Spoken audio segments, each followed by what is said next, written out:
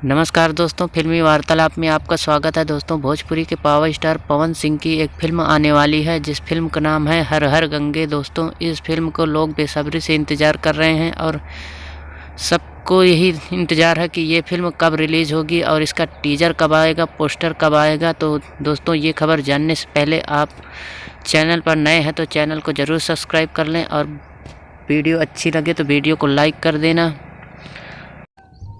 तो दोस्तों, आप लोगों को बता दूं कि इस फिल्म को डायरेक्ट कर रहे हैं चंदन उपाध्याय और इसमें कलाकार नज़र आने वाले हैं पावर स्टार पवन सिंह और स्मृति सिन्हा, और कैमियो रोल में नज़र आने वाले हैं इसमें अरविंद अकेला कल्लू जी।